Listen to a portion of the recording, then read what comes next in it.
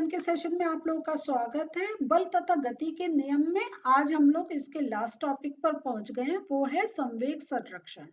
इस संवेग संरक्षण का क्या अर्थ है, इसको समझने के लिए चलिए अपना सेशन स्टार्ट करते हैं। तो बच्चों, संवेग संरक्षण समझने के लिए हम लोग क्या करते हैं, ये देखिए यहाँ पे हमने ये एक माना कि सपोज एक कोई हमारे पास बॉल है और वो उसका द्रव्यमान एम है। तो क्योंकि हम ये दो बॉल मान रहे हैं तो एक ए मान रहे हैं और एक बी मान रहे हैं, ठीक है। तो ए का जो द्रव्यमान है वो एम ए माना और जो बी बॉल का द्रव्यमान है उसको हमने एम बी माना। क्लियर है। और अब जो है इनका जो वेग है तो इसको हमने यू ए माना, मीन्स जो हमारे पास पहली ए बॉल है उसका जो वेग है वो यू ए है और जो द्रव्यमान एम बी वाला है उसका वेग जो है वो यू बी है। सो ये हम लोगों ने इसमें ये जो दो बॉल ली। अब क्या हुआ, ये जो दो बॉल है इनका आपस में टक्कर होती है, ठीक है। और टक्कर होने के बाद क्या होता है, उनके वेग में परिवर्तन हो जाता है और जो एम ए में परिवर्तन होता है वो यू ए से वी ए हो जाता है और जो बी बॉल है उसमें जो परिवर्तन होता है वो यू बी से वी बी हो जाता है। तो ये हमने एक अपना इस प्रकार हम जब फिजिक्स में समझते हैं तो ऐसे ये एक मानते हैं। और इसमें दूसरा जो उन्होंने कहा है, ये एक कहा है कि माना u a is greater than u b, means ये जो आपका यहाँ जो इसका जो वेग है वह ए का वो बी से अधिक है। और जब ये दोनों आपस में एक ये जो दोनों गेंद हैं, दोनों बॉल हैं, ये आपस में टकराती हैं तो जैसा मैंने अभी आपको बताया था उनके वेग में परिवर्तन हो गया और यू ए से वी ए और यू बी से वी बी हो गया है। अब यहाँ देखें, जब हम बॉल का टकराने का एक बात कर रहे हैं तो न्यूटन के जो हमने तीसरा नियम समझा था वो देखें कि जब बॉल ए बी, ये देखिए बॉल ए बी जब बॉल जो ए है वो बी से टकरा रही है तो फोर्स का डायरेक्शन क्या है, ए से बी, इसलिए हमने एफ ए बी लिखा। लेकिन न्यूटन के तीसरे नियम से जो बॉल बी है वो भी ए पर उतना ही फोर्स लगाएगी तो इसलिए हमने उस फोर्स को नाम दिया है बी ए। क्लियर हुआ। तो जब आप एफ ए बी देख रहे हैं इसका अर्थ है ए से बी की तरफ लग रहा है बल, और जब आप बी ए देख रहे हैं तो इसका अर्थ है बी से ए बॉल की तरफ लग रहा है। तो यहाँ पे जब हम देखते हैं कि अगर जब हम इनके संवेग की बात करें तो गेंद ए का संवेग टकराने के पहले और बाद में क्रमशः क्या रहेगा, तो यहाँ पे जो टकराने से पहले उसका संवेग एम ए यू ए रहेगा और टकराने के बाद उसका संवेग रहेगा एम ए वी ए, क्योंकि यू ए से वो वी ए में चेंज हो गया था। और इसी प्रकार हम देखेंगे कि अगर हम बी की बात करते हैं तो जो उसमें संवेग में परिवर्तन होगा वो हमारा m b to u b हो जाएगा, ठीक है। एम बी यू बी से वो एम बी वी बी हो जाएगा। लेकिन अगर हमें ये पता करना है कि उनके संवेग में परिवर्तन की दर की अगर हमें बात करनी है तो आप जानते हैं जब हम परिवर्तन की दर की बात करते हैं तो हम टी से उसको डिवाइड टी रखते हैं, टाइम रखते हैं। तो अब हमारा परिवर्तन के संवेग में परिवर्तन की दर की जो अब हमें इक्वेशन मिल रही है वो मिल रही है m A V a minus u a upon t, और बी में संवेग परिवर्तन की जो दर मिल रही है वो m b v b minus u b upon t. अब हम लोग न्यूटन का जो तीसरा नियम है उसमें यह जानते हैं कि दोनों एक दूसरे के ऊपर इक्वल फोर्स तो लगाते हैं लेकिन डायरेक्शन अपोजिट होता है, ये इधर लग रहा है तो ये इधर लग रहा है। तो इस कारण हमने जो अब जो इक्वेशन वो जो फोर्स का करा है वो हमने माना F A B is equal to minus F B A, क्योंकि डायरेक्शन अपोजिट है, फोर्स का डायरेक्शन एक इधर है एक इधर है, इसलिए अपोजिट डायरेक्शन दिखाने के लिए हमने माइनस एफ बी ए लिखा है। तो और देखें यहाँ पे अगर देखें तो ये देखिए ए से बी पर लग रहा है और फिर बी से ए पर, तो ये अपोजिट डायरेक्शन हो गया। क्लियर? सो इसलिए हमने ये लिया। अब बस हमारे पास यहाँ पर एफ ए का जो हमारे पास वैल्यू थी वो हमने यहाँ रखी, m A V a minus u upon t, और जो हमारे बॉल बी का जो था एफ बी ए वाला जो वैल्यू थी वो हमने यहाँ रखी। और देखिए हमने यहाँ पर ये माइनस साइन साथ में रखा। अब हम देख रहे हैं कि ये हमारा टी टी क्योंकि सेम समय टकराए हैं तो ये दोनों कैंसिल कर दिए। हमें जो इक्वेशन मिली वो मिलेगी m A V a minus u a is equal to minus m b v b minus u b. और जब हम इस पूरी इक्वेशन को खोलते हैं तब हमें अरे मिलेगा m A U A plus M B you b is equal to m A V A plus M B B B.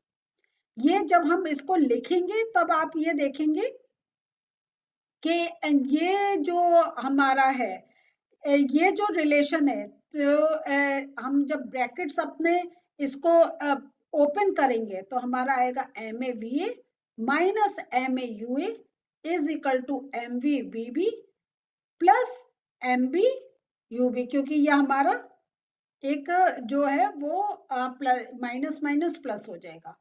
फिर जब हम रीअरेंज करेंगे, हम माइनस वैल्यू दूसरे साइड में ले जाएंगे तो हमें ये सब प्लस वैल्यू में मिल जाएगी। क्लियर हुआ? सो इस प्रकार हम देखते हैं कि टकराने के पहले गेंद ए और बी का कुल संवेग M A U A plus M B you B था, और टकराने के बाद कुल संवेग M A V A plus M B B B रहेगा। और ये हम इससे एक और चीज ये देखते हैं कि जब गेंदों पर कोई बाहरी बल कार्य नहीं कर रहा होता है तो दोनों गेंदों का कुल संवेग बदलता नहीं है या कुल संवेग संरक्षित रहता है। तो यहाँ पे देखिए ना, कहीं हमें कोई एक चेंज, कुछ हमें वैल्यू कहीं लॉस होती नहीं मिल रही है, हम देख रहे हैं वो एक से दूसरे पर निरूपित होती चली जा रही है। तो इस प्रयोग के आधार पर हम ये कह सकते हैं कि दो वस्तुओं के संवेग का योग टकराने के पहले और टकराने के बाद बराबर रहता है। और ये कब पॉसिबल है? जब दोनों पर कोई एक बाहर का एक कोई असंतुलित बल उस पर कार्य नहीं करे। तो ये आप मार्क कर लीजिए। इस प्रकार हम ये भी व्यक्त कर सकते हैं कि दो वस्तुओं का कुल संवेग टकराने की प्रक्रिया में अपरिवर्तनीय या संरक्षित रहता है। और जैसे यहाँ पे आपको ये एक एक्सपेरिमेंट दिया है कि उन्होंने एक आपको बैलून और कहा है कि उसमें आप हवा भर दें और इसके मुख को आप धागे से एक बांध दें, ठीक है। और इस पर क्या है कि एक आप चिपकाने वाले टेप की सहायता से आप ये जो है एक स्ट्रॉ को आप इस पर चिपका दें और स्ट्रॉ के बीच में हम एक धागे को पार कराएं और जिसके दोनों सिरों को हम दीवार पर इस प्रकार एक व्यवस्थित कर दें। मतलब यहाँ से हमने स्ट्रॉ में से एक तार निकाला, इधर होके और वो जो डोरी है उसको हमने यहाँ बांध दिया। और गुब्बारे के मुंह पर बांधे धागे को खोल दें। अब गुब्बारे में भरी हवा और उसके मुख से बाहर होने की ओर निकलने लगेगी। और फिर आप ये देखें, जब हमने ये गुब्बारा खोला तब आप देखें कि इसका मोशन क्या होगा, क्योंकि ये जो स्ट्रॉ है वो इससे लगी हुई है। तो आप देखेंगे जब गुब्बारा एक उसकी हवा निकली है तो गुब्बारे का जो डायरेक्शन होगा वो इधर मूव करेगा और जो स्ट्रॉ है वो अपोजिट डायरेक्शन में मूव करेगी, क्योंकि गुब्बारा इस पर फोर्स लगाएगा और ये उसका अपोजिट डायरेक्शन में उतना ही फोर्स लगाएगी और दोनों अपोजिट डायरेक्शन में चलेंगे। दूसरा एक और है, इसमें उन्होंने क्या कहा है कि एक परख नली ली है और उसका में आप थोड़ा पानी भर दें और उसको कॉर्क से बिल्कुल टाइट बंद कर दें। और फिर जैसा हमने दिखाया इस प्रकार इसको टांग दें और हीट करें। और हीट तब तक करें कि पानी इवोपरेट हो जाए और ये जो कॉर्क है ये बाहर, क्योंकि अंदर से जब उसका वेपर्स जो बनेंगी, उसका प्रेशर लगेगा, कॉर्क बाहर निकलेगी, तब आप कॉर्क और उस जो टेस्ट ट्यूब है उसका आप मोशन देखें, ये दोनों कांटेक्ट में है, तो कॉर्क जब आगे जाएगी, टेस्ट ट्यूब पीछे जाएगी। सो बच्चों, ये तो आज हमारा संवेग संरक्षण का टॉपिक हो गया। अब हम थोड़े से आपको एक जो न्यूमेरिकल्स हैं वो थोड़े डिस्कस कर लेते हैं। तो यहाँ पे है कि आपका 2 kg के एक पिस्टल से 20 ग्राम द्रव्यमान की एक गोली 150 मीटर पर सेकंड के क्षैतिज वेग से छोड़ी जाती है। पिस्टल के पीछे हटने के वेग का परिकलन कीजिए कि पीछे वो कितना हटेगी। तो पीछे हटने का है तो हमें आगे का भी फोर्स भी कैलकुलेट करना पड़ेगा। जब हमें आगे का फोर्स मालूम होगा, हमें पीछे का अपने आप पता चलेगा। तो यहाँ पे देखिए, ये इस प्रकार आप ये देखिए कि ये एक हम पिक्चर से हम समझा रहे हैं कि ये जो बंदूक है ये 2 kg की है, गोली 20 ग्राम की है, इसको इतने स्पीड से छोड़ा गया है और पीछे की स्पीड हमें पता करना है। तो कितने पिस्टल के पीछे हटने के वेग का परिकलन कीजिए कि वो पीछे कितने वेग से हटेगी। तो ये समझने के लिए अब हमारा समझ में आ गया आपको। तो ये बेसिक एक हमारा स्ट्रक्चर है क्वेश्चन का।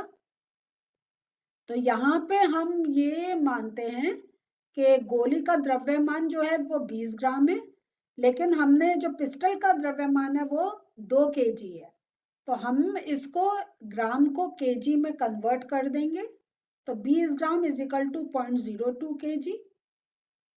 आई बात समझ में आपको? और जो पिस्टल का द्रव्यमान है तो वो 2 kg है। और गोली का प्रारंभिक वेग तथा पिस्टल का प्रारंभिक वेग क्रमशः 0 है। तो हमें कि उसका गोली का जो प्रारंभिक वेग वो हमने u1 माना, और पिस्टल का प्रारंभिक वेग हमने u2 माना, और ये दोनों 0 है। तो इसका अर्थ हुआ कि इन दोनों का डिफरेंस भी 0 होगा। और अंतिम वेग हमें मालूम है 150 मीटर पर सेकंड से छोड़ी गई है। तो गोली की दिशा बाएं से दाएं परिपाटी के अनुसार धनात्मक ली गई है, और जो पिस्टल की जो वो एक जो ये जो वेग है वो v है। अब हमें जब उसका संवेग निकालना है, गोली के छूटने के पहले और गोली तथा पिस्टल का कुल संवेग कितना होगा। अब मास हमें 2 मिल गया, गोली का और बंदूक का।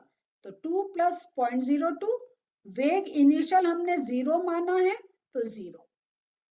तो अब हम कोई भी नंबर 0 से मल्टीप्लाई करेंगे, संवेग इस समय हमें 0 मिला।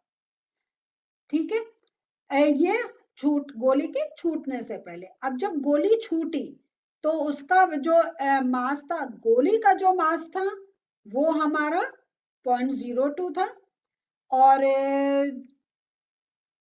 जो उसकी स्पीड वो छूटने के बाद उसकी 150 थी।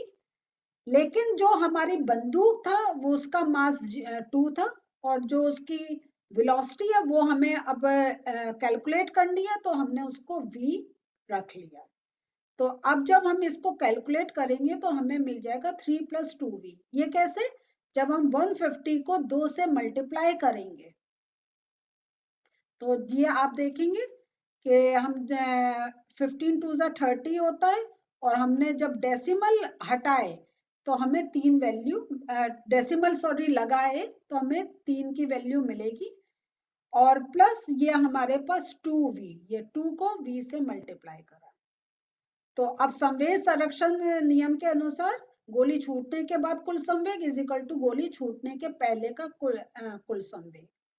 तो हमें जो ये दोनों बराबर रहते हैं, तो हमने इसको ले लिया 3 + 2v, और ये हमें मिला था स्टार्टिंग का 0, तो ये मिला 0। अब बस हमने 2v यहाँ रखा, 3 इधर लेकर गए तो माइनस हो जाएगा, फिर 2v इज इक्वल टू 3 हो जाएगा। अब 2 और v मल्टीप्लीकेशन में, तो 2 को जब हम ले जाएंगे तो 3/2 हो जाएगा, और ये हमें आंसर 3/2 आंसर 1.5, और क्योंकि ये माइनस में हमारा 3 था इसलिए आंसर आया -1.5 मीटर पर सेकेंड। और जो ऋणात्मक चिन्ह है ये दर्शाता है कि पिस्टल गोली के विपरीत दिशा में अर्थात दाईं से बाईं की ओर वो प्रतिक्षेपित होगी। तो इस प्रकार हमने देखा कैसे हम ये पता कर सकते हैं एक वेग का कि ये इतने वेग से आगे गई है तो कोई चीज, तो कितने वेग से हमें पीछे धक्का लगेगा। तो इसी प्रकार बच्चों आपके और भी न्यूमेरिकल्स हैं, तो इनको आप पूरे आपके सामने सॉल्यूशंस है, आप इनको देखिएगा। कहीं कोई आपको नहीं समझ में आ रहा है तो वो आप हमसे पूछ सकते हैं, लेकिन हर चीज बिल्कुल क्लियर लिखी हुई है। सो ये और अभी आपके जो प्रश्नों में जो इस प्रकार के न्यूमेरिकल्स हैं वो सब हम आपको सॉल्व करके दिखाएंगे। तो आज जो पढ़ा इसका नोट्स देख लेते हैं। सो आज जो हमने सबसे इम्पोर्टेंट बात सीखी है वो ये सीखी है कि जो हमने प्रयोग दो बॉल का टक्कर का आपस में देखा था संवेग संरक्षण के अंदर, तो ये प्रयोग के आधार पर हम कह सकते हैं कि दो वस्तुओं के संवेग का योग टकराने के पहले और टकराने के बाद बराबर रहता है, जबकि उन पर कोई असंतुलित बल कार्य ना कर रहा हो। ये एक बहुत इंपॉर्टेंट बात है। अगर बल कार्य कर रहा है तो डिफरेंट कंडीशन रहेगी। इसे संवेग संरक्षण का नियम कहते हैं। इसे इस प्रकार भी व्यक्त कर सकते हैं कि दो वस्तुओं का कुल संवेग टकराने की प्रक्रिया में अपरिवर्तनीय या संरक्षित रहता है। तो बच्चों आज संवेग संरक्षण के साथ हमारा चैप्टर भी फिनिश हो गया है। आपकी बुक में वो सारे जितने एक सॉल्व एग्जाम्पल्स हैं उनको आप पढ़िएगा। कहीं कुछ नहीं समझ में आ रहा है तो आप हमसे पूछ सकते हैं। इसके बाद के जो हमारे सेशंस है उसमें हम आपके जितने आपके प्रश्न दे रखे हैं बुक में उन सबके उत्तर आपके साथ डिस्कस करेंगे। सो नेक्स्ट सेशन में प्रश्न और उत्तर के साथ मिलते हैं। बाय।